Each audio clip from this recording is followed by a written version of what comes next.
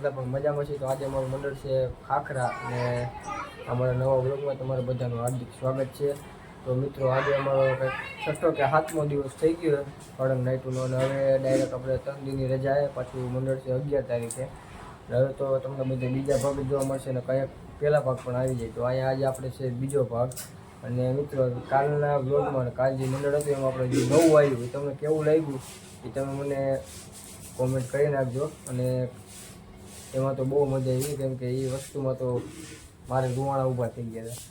મિત્રો અહીંયા અત્યારે જો અમારો પાર્ટ પૂરા કમ્પ્લીટ થઈ ગયો અને હમણાં થોડીક જ વારમાં ખામી આવે છે. તો મિત્રો અહીંયા જો આજે આપણે એસીવાળો રૂમ મળી ગયો. તો તમને આગળ કદાચ ખામીઓનો વિડીયો જોવા મળશે. તો મિત્રો તમે અમારા બ્લોગમાં જોડાઈ રહેજો અને જેની મુલાકાત થાય એની મુલાકાત તમને હું કરાવીશ. તો મિત્રો અત્યારે અમે બહાર આવી ગયા ગરમીના કેમ કે અહીંયા લાઇટ વહી ગઈ હતી.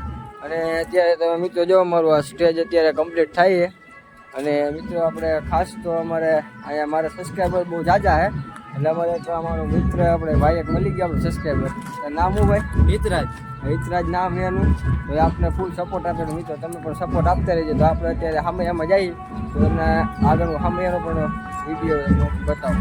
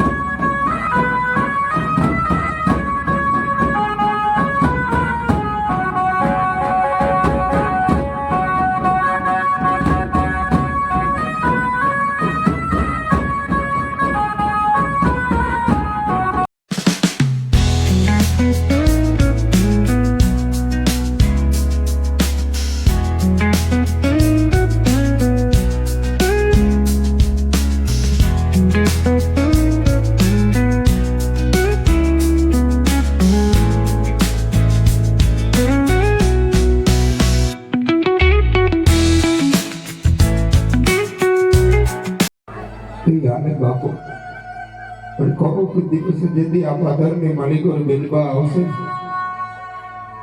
જેથી એટલું કહે કે મારા રામિયા મારા વીર આજે બાપુની અને બાની બુઢાપાની અવસ્થા છે પણ તને પણ એટલી બધી મન થાય પણ એ સગુના બાને એક પણ જવાબ હું નહીં દઈ શકું બાપુ. કારણ કે બાબુ કારણ કે હું જાણું છું બાપુ મહિલાની અંદર દુઃખ હોય. આજે તમે વેરીઓની અંદર વરાયવા પછી જીવતરની અંદર બાબુ કોઈ મારા બેનબાની સંભાળ નથી લીધી. માટે એટલા બધા કઠણ હૃદયના ન બનવું.